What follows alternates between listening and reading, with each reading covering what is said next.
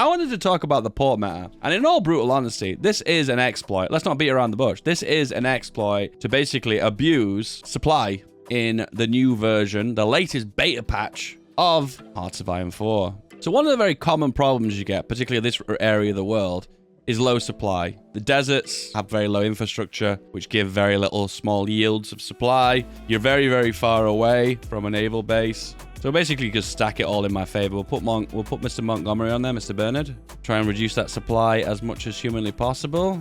So here right now we've reached the supply problem, which is basically critical. So you can see now as they drop further and further and further, their supply is 30%. Their combat effectiveness here drops astronomically, and you could basically do all that you would normally do to try and keep your supply down. Example would be go for logistics companies. You would hire Mr. Bernard, which reduces supply by 15%. I guess you could also, something people forget about, is add on generals that reduce the consumption of supplies. Be aware though, I've overstacked this general, so he will unfortunately not get all of his stats. There we go, 24. But as you can see, supply still here is still unfortunately low. 28% supplied, so potentially the penalties they will experience will be pretty severe. Let's go to war with Italy, the little Italy. And one of the typical things you would do is the classic. You would basically press this button to add more railroads on. And you can see here the potential railroads here is very minimal. So you're basically increasing the railroads from London to this port for this port to reach this port here. So the actual potential here to actually increase the supply capacity in this region is actually very, very small. And of course, the final thing you always do is you put on priority for motorized as well. And that means that this supply hub will add motorized. So one of the classic things you could do, now this is really cheesy, but it works, is you can add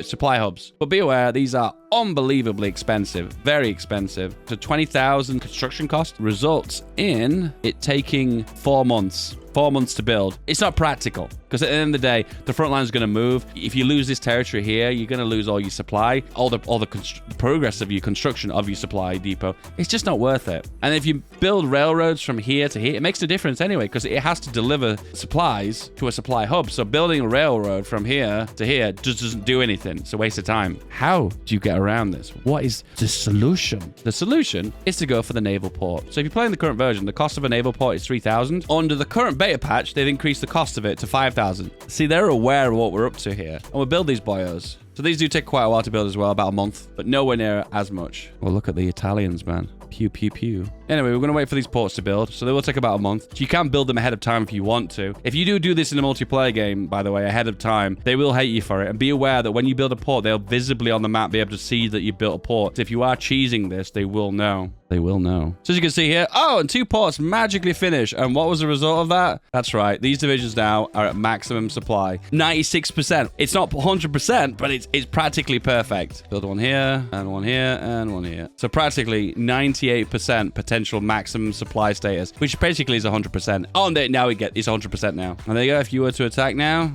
you will see there's no supply modifier. Hallelujah. And that is probably one of the easiest ways of cheesing supply in Hearts of Iron 4. So I'll admit, this isn't always practical in all areas of the world, as you would imagine, because if you're in the middle of Russia, you can't build a naval dockyard. You're going to have to resort in building a supply hub. But supply hubs are just so unbelievably expensive, it just isn't worth it. It's just not worth it. So my advice is just don't do that. It's like, if you can imagine like supply and like ways of increasing supply, there's some more cost-effective ways of doing it. But in this instance, the most cost-effective way is just to build a new supply region. So it's 25 here. So this is the maximum capacity of this region. So technically, all I'm basically doing is making it from 25 here, passing it along. Technically, I could do this and then do this. And then potentially I'm building slightly more supply, I guess. I have to make it a level 2 railroad as well because the maximum capacity is 25, which is 1 more than the normal railroad capacity. So yeah. Oh, it's already 2 here. Make it 3, 3, 3. I think the way it works is kind of arbitrary and more of a simplified system because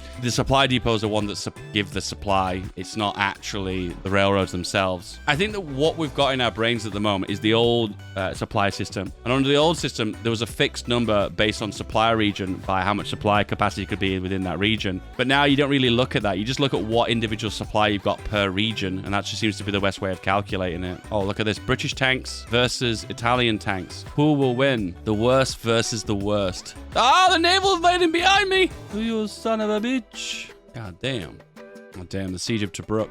So, what's another alternative? Another alternative too is improve infrastructure. So infrastructure in the old days used to be the old supply system, so it would always come from the capital, and it would reach a specific set destination. This one's really difficult to illustrate in a really simplified way, so I have to just go somewhere else in the world for this. So let's just go to Palestine. What could go wrong, right? If you go here and you hover over like north of Tel Aviv, the supply remaining in this province is 11.19. 11.19, remember that, 11.19. So if I was to build a single infrastructure in this region, cost 6,000 a piece, so it's more expensive than the naval dockyard. You can see the supply here now has actually gone up. But my goodness, this is like the least effective way of increasing this number. So it is universally throughout the entire state increasing the supply per region. So it is like another way of increasing supply. But once again, it's not as cost effective as my method of naval dockyards at 5,000 a piece. So these are 6,000 to go. They've increased the price of them too, which makes sense because there's only 5 levels per state now, not 10 levels. That is the cheesiest and easiest ways to provide large amounts of supply to a region. It is insanely effective against AI, and it is probably effective in multiplayer too. So if you're playing someone like Italy or UK and you see them building lots and lots of ports in a row, basically they're cheesing the system. There's no doubt about it, this is an exploit.